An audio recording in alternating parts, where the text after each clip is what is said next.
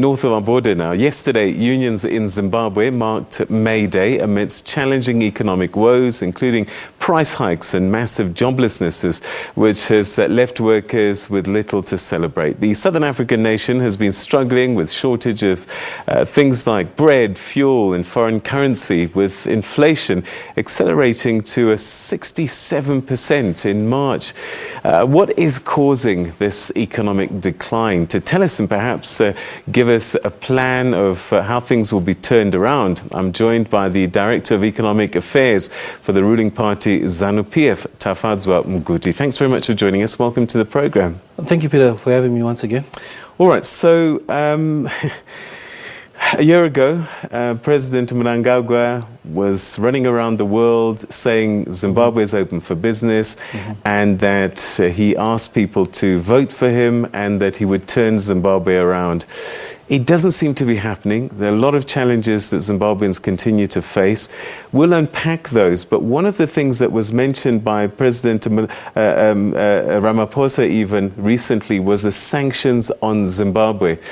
Some of us know it as ZIDERA, the Zimbabwe Democracy and Economic Recovery Act that the Americans put into play as far back as 2001. I wonder if you could tell us what ZIDERA is, what these sanctions are, and what effect that they have on the country. Well, thank you very much, Peter. I think one of the first things that people have to know is ZIDERA are economic sanctions, punitive sanctions, which were placed by the United States on the Zimbabwe government. It's been over 20 years now that the Zimbabwe as a country has been going through this punitive sanctions.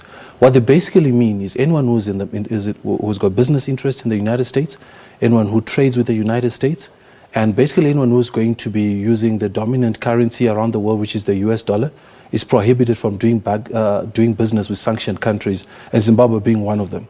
And the challenges with that is that even if you handle as a financial institution a transaction which is domiciled to be going to Zimbabwe, you find that you can be fined by the federal government of the United States. So as such, as the president has been... But Tafadzwa, people are trading with the US. Isn't it more that Zimbabwe can't access loans from institutions like IMF and World Bank? In fact, if you talk about IMF, a good example, we've had some tremendous responses from the IMF. And the IMF, in quotes, is bipartisan. It doesn't work along the lines of political divides. And as such, I'm happy to say that as a government, within the last few months, we've settled our arrears with IMF. We're now going through a new program with the IMF, which should see things changing. We also have the Afri-Exim Bank and the African Development Bank, which have been very supportive, and the Chinese government towards Zimbabwe. Okay, President Trump signed an amendment to ZIDERA just before the elections. And what of it was free and fair elections and compensation to farmers that had had their land seized in the 2000s.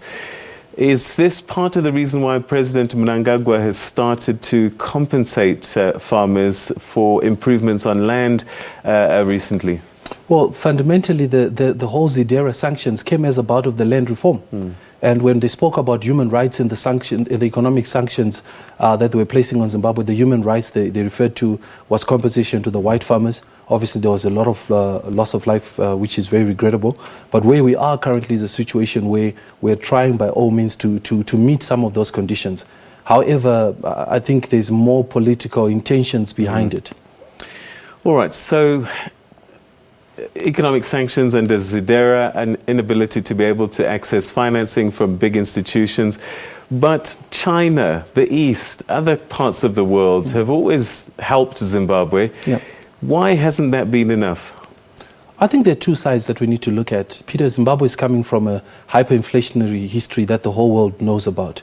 There has to be basically a spirit or determination for change within the local community. I'll give you an example. At one point within the hyperinflationary period, we had margins which were being put by business as far as 400, 300%.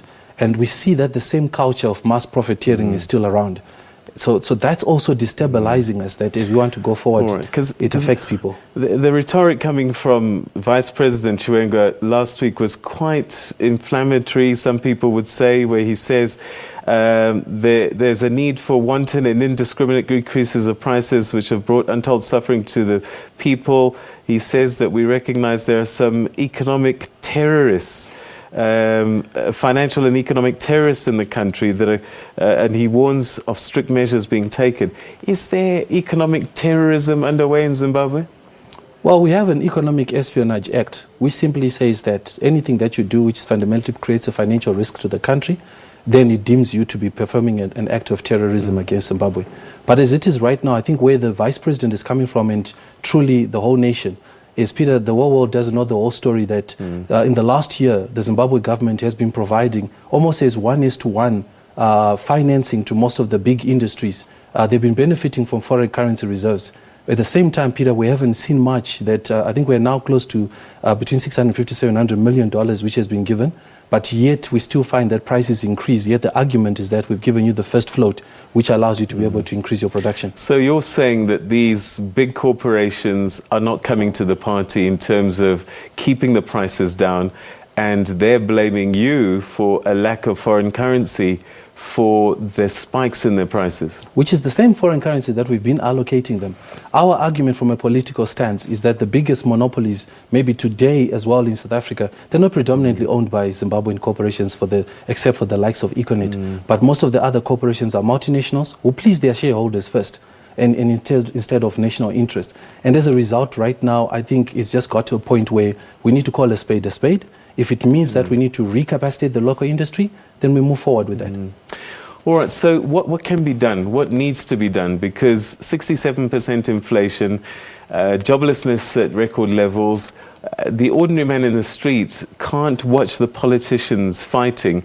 They want change and they want things to happen. The first thing which needs to be done is we need to address our currency. Peter, we're using the United States dollar as the main currency. That means in order for us to have a lot of US dollars, we need to export. Right now we have a big export deficit. And we are importing more. And for us to be importing more, import even toothpicks.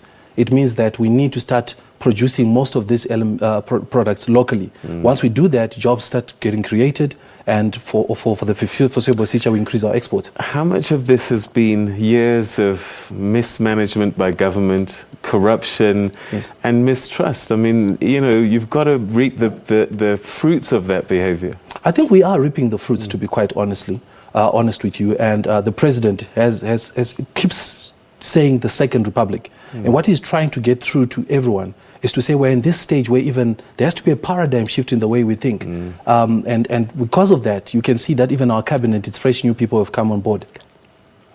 All right, so they're busy telling us to start wrapping up, but I think this conversation is quite important. The president seems to be trying to give as many concessions as possible, but still seemingly it's slow traction. And I just wonder,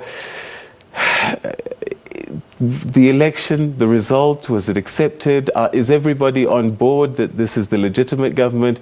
And if so, then why is there so much reluctance to help? I think, Peter, what you have to understand is Africa thrives on opposition politics and not alternative politics. We are no longer in the election mode. 7 months later, we are running a country and we're moving forward. And the Zimbabwe train is moving. If you come now, infrastructure is being built. We now have a surplus for the first time in years. We are spending what we're generating. And as a country, I think that's positive. So I think there needs to be, we all need to have the heart of the country first. And if Zimbabweans first embrace the change that they want to see, I see Zimbabwe turning around, Peter. All right. Unfortunately, we run out of time, but hopefully we can have these conversations a bit more. Thanks so much indeed, and we wish you and the people of Zimbabwe the best of luck with this economic turnaround. As usual, thank you very much, Peter, for having me. Thank you so much. All right.